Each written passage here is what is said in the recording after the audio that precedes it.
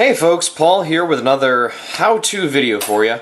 This one is pretty simple. It's about repackaging tobacco for better storage. Now I've got a few different examples of what I do here. This is the tobacco I'm actually going to be repackaging. It's some Nakhla Mandarin. I've got a plastic bag all ready to go, and my secret weapon, the butter knife. But we'll get to that in a second.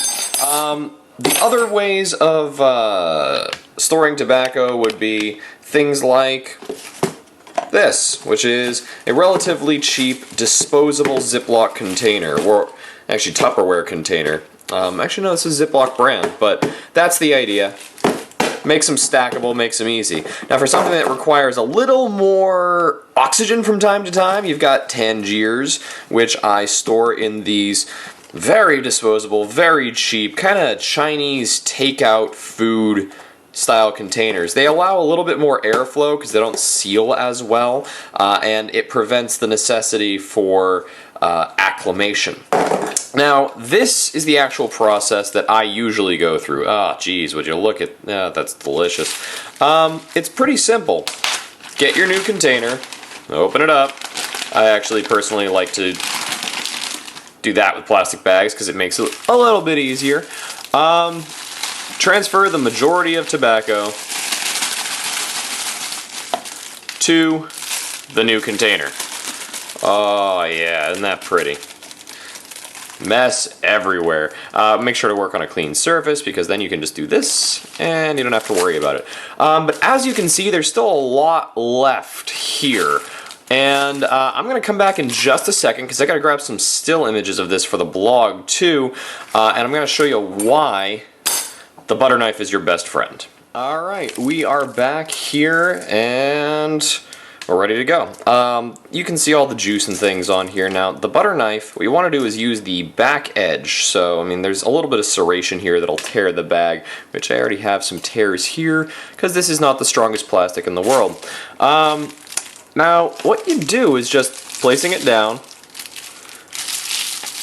and dragging with the back so that you scrape up all this wonderful leftover juice and tobacco. Yeah, look at that. And then it goes right in the container.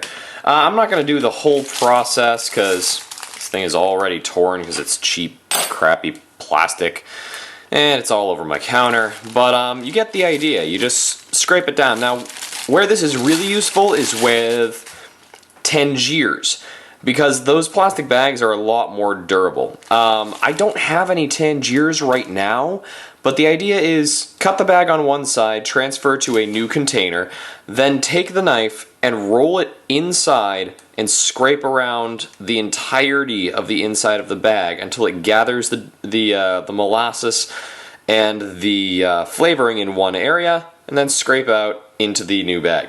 That's it. It's a really simple process that allows you to have much more shelf-stable tobacco.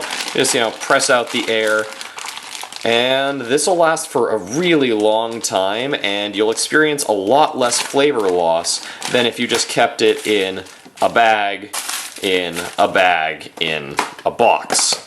So that's it. This is Paul for Hookah.org saying thank you very much for joining us, and I hope this tip helps you out. Please check out the forums. Make sure to go down below, like and subscribe, give us that thumbs up, the whole YouTube rigmarole.